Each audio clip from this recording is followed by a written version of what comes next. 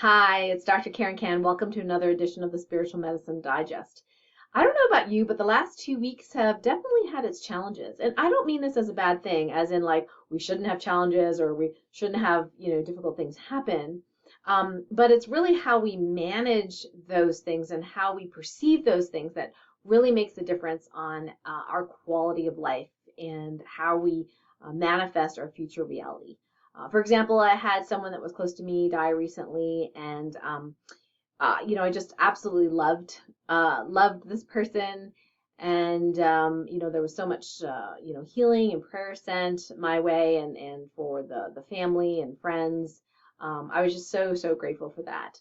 And so I noticed myself, having these episodes of feeling sad and crying, but at the same time going into the stillness space that I teach everyone to do.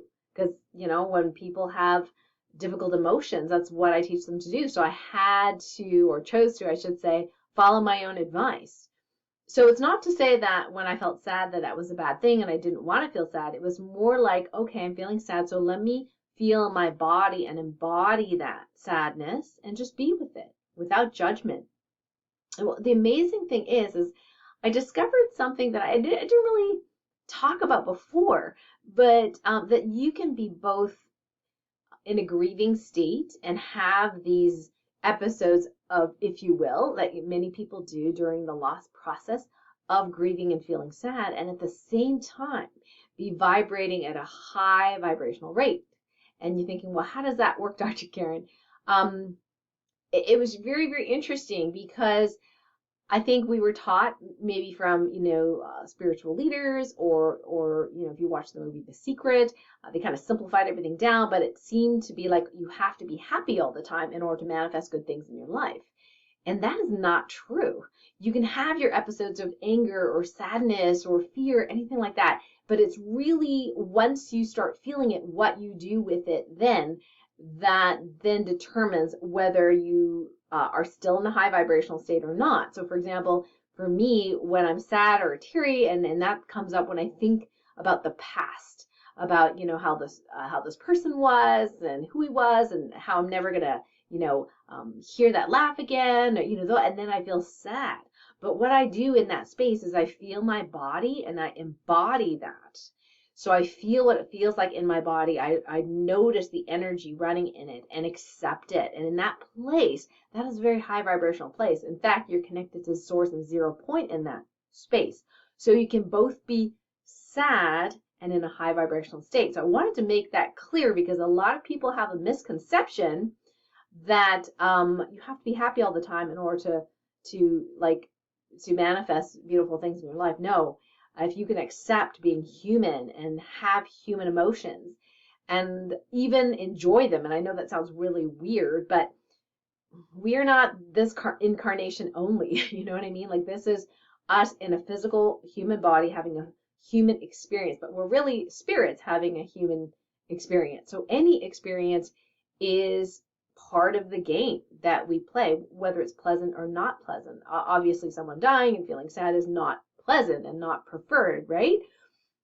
But we can both be present with whatever it is we're feeling. So one of the things that came up as guidance was this, saying, if you will, that one of the most amazing and courageous things you can do is to be fully present in your grief.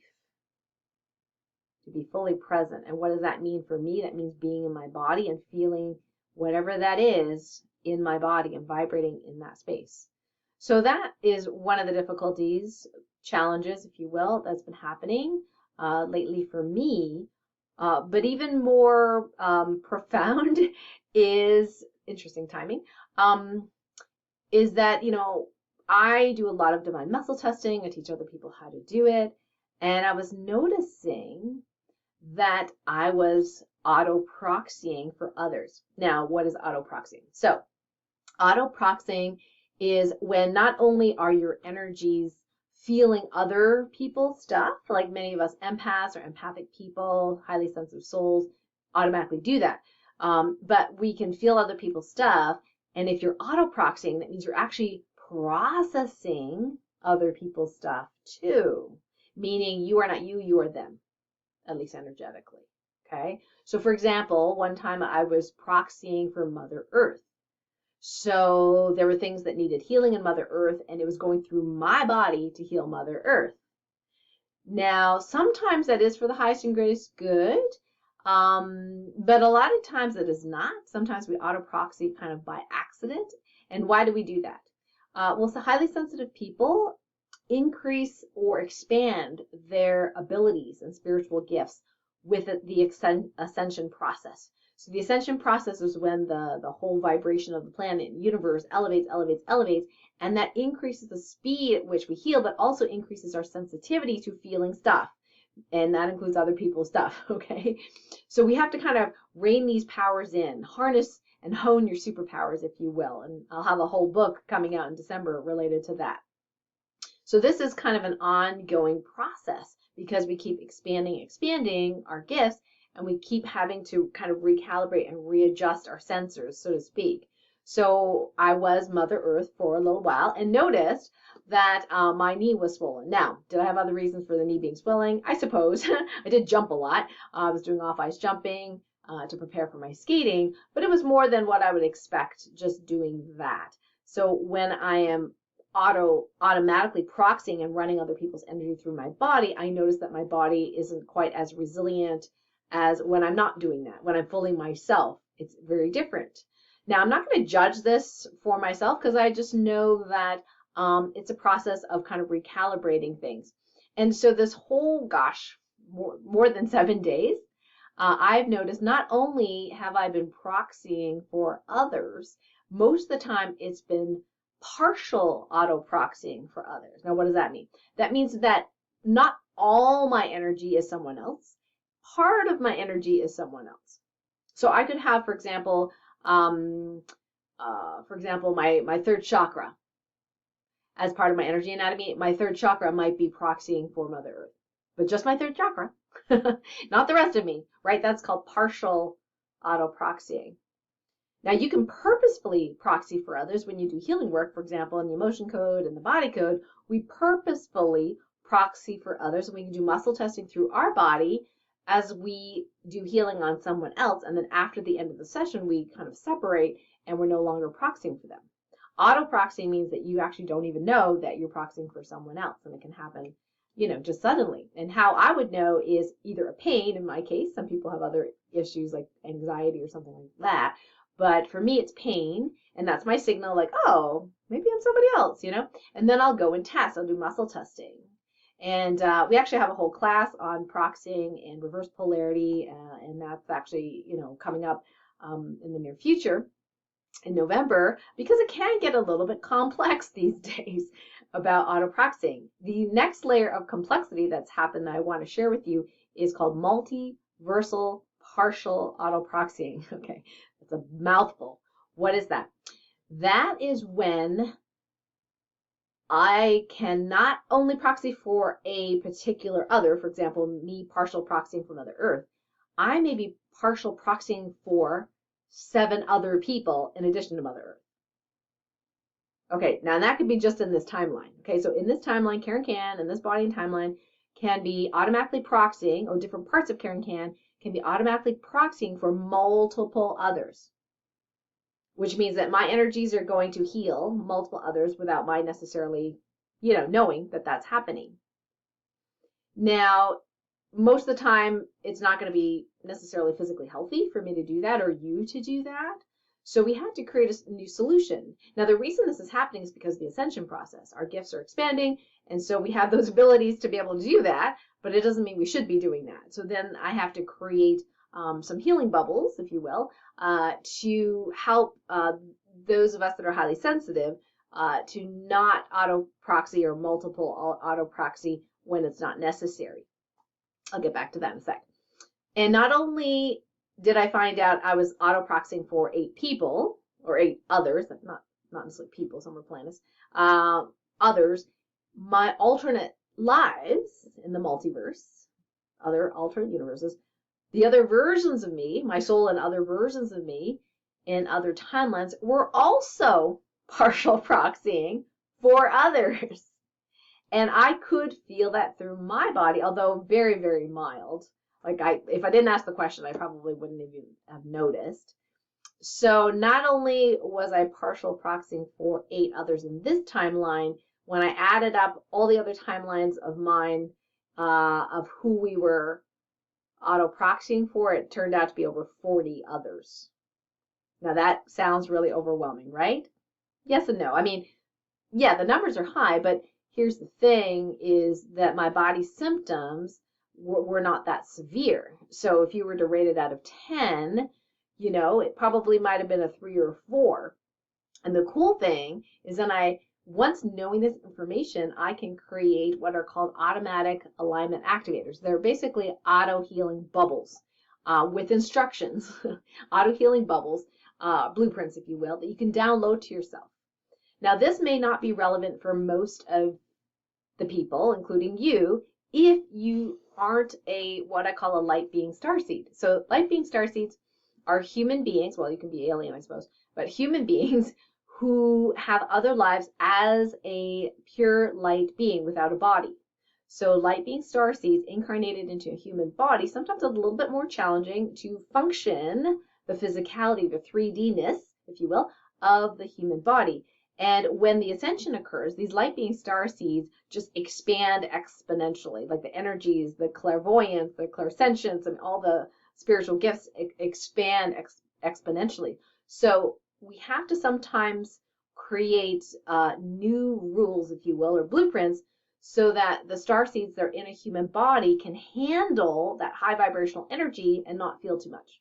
I'm kind of summarizing it, but that's the bottom line. So in addition to having multiversal partial autoproxying for the last little while, we also have an increased and elevated ability to create healing bubbles that are automatic that can be nestled within each other. So that's pretty new. So I already had a healing bubble related to minimizing the effects of autoproxying for others. And then there was another healing bubble to minimize partial autoproxying for others. And then there's another healing bubble to minimize autoproxying for other multiversal timelines. And so on and so forth. And there were other positomorphic fields that would help in this space to minimize the symptoms. One being the ability to turn down or reduce, think of it as a dial, reducing how much you feel from your alternate selves. If it's not necessary for you to know, then, you know, if you've got 40 other cells proxying for multiple other people, it doesn't really feel bad in your body when that happens, right? So we turn that down. So that was yet another healing bubble. And the cool thing is now, in the past, you had to have a separate healing bubble for each intention. But just recently, due to the ascension process, we can now nestle these automatic alignment activators together, like a bundle, if you will. So you can bundle automatic alignment activators together for similar purposes. So now we have a whole bunch related to autoproxying, multiversal autoproxying, to help those, especially light being starseeds who are highly sensitive, to rein some of those, you know, natural spiritual gifts in a little bit, to decrease symptoms. And so what you can do is if you happen to be that highly sensitive person or that starseed or light being starseed, you can literally just command that the automatic alignment activators or the auto healing bubbles, you can say that Dr. Karen has created to help with autoproxying and partial autoproxying. I command that they all be downloaded and activated in me now, and all versions of me in the highest and best way. Thank you. And that's a Topocan healing directive. That is you telling the universe, this is what I desire, and just go ahead and do it. So you're commanding those energies to be part of you. Of course, if you have my Ascension 2, MP3, MP4, you can just play it and say, hey, the autoproxying, you know, healing bubbles, download those to me. Or if you have the Ascension 3 jewelry, again, the frequencies are already infused in there. And as I do healing, I can actually send healing through the jewelry to you if you have the jewelry as well. You just have to be open to receiving. If it's not for your highest and greatest good, it's not going to happen. So there's a safety mechanism there. But if it is for your highest and greatest good, it's just sitting there for you to use. So yeah, so you can just say, hey, the auto-proxying healing bubble, I don't know if I need it or not, but just download and activate it in me anyway, right? If it's for your highest and greatest good, it'll download and activate. If not, it won't. So that's pretty simple, right? So again, just to summarize, so we have really interesting things happening this week. Number one is that our expanded abilities make that we can process, multiple different other people's stuff in multiple timelines simultaneously, and you don't necessarily need to be symptomatic if you have the automatic alignment healing bubbles to turn down the volume on some of these symptoms, as well as hopefully prevent you from having to do all that autoproxying when it's not absolutely necessary. Sometimes it is necessary for me to experience it just so I can explain it and understand what other people are going through, and then create a solution like an automatic alignment activator to help out with that. So I have more interesting news for you that I haven't quite figured out what it is yet, but I will explain it later, I am sure, in another Spiritual Medicine Digest. It has to do with very, very fast, instantaneous, if you will, healing, but Source told me not to talk about it today. So stay tuned for that. If you are watching this on YouTube, please subscribe to my YouTube channel so you don't miss a single Spiritual Medicine Digest, which we do every week. So some announcements for this week. Number one, on the Light Warrior Radio Show on Monday, October 19th at 12 noon Eastern, we'll be airing an interview with my good friend Naomi Gillespie, she's a firecracker, that gal. She is the creator of the Badass Beat the Bulge program using the metaphase method, and we had a lively conversation about women and hormones and weight loss and food and macronutrients and ascension swelling and all sorts of things. So definitely tune in Monday at noon, because we will be airing that interview on that day, and I will post the link near this video.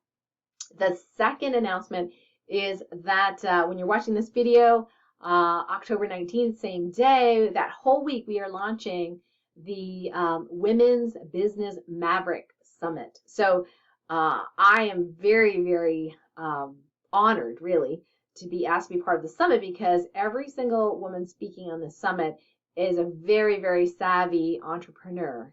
And if you are a woman who's thinking of or in your own business and wish to be successful as an entrepreneur, as a female entrepreneur, without losing yourself, without losing your femininity, right? Like, how do we do that? I've seen way too many women burn out being entrepreneurs. I mean, yeah, they may be successful, but they're not healthy, and that's not okay.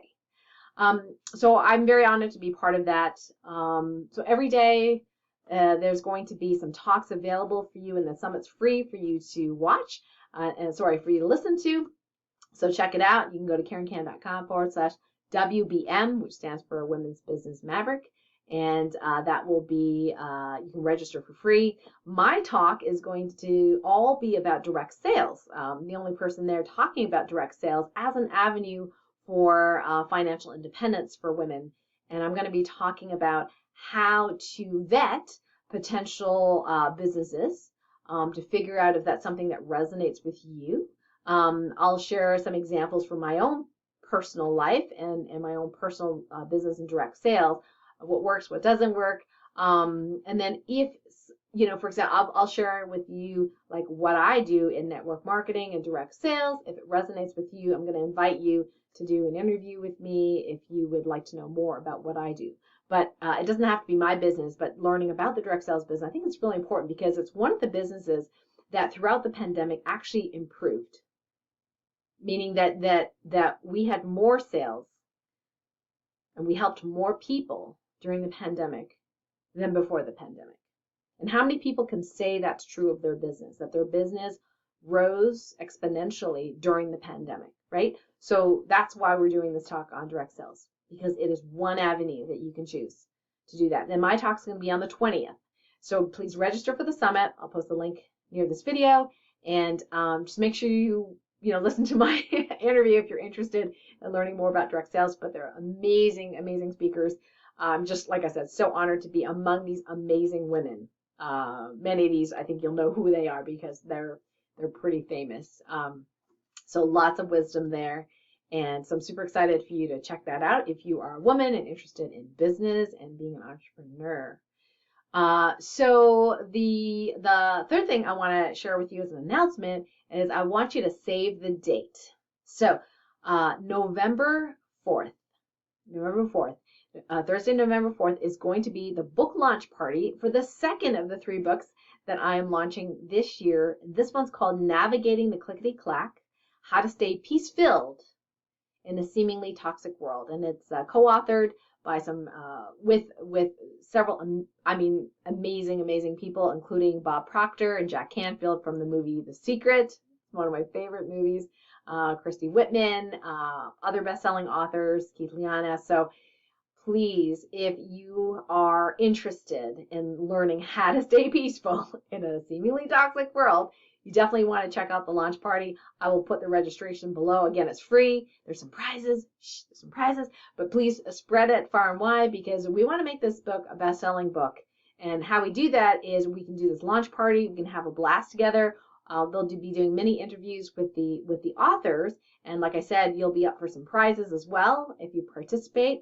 And we would really love this information to get out because I think it's so needed. Wouldn't you agree? So needed in this world because people are just, a lot of people are in chaos right now and they need that message.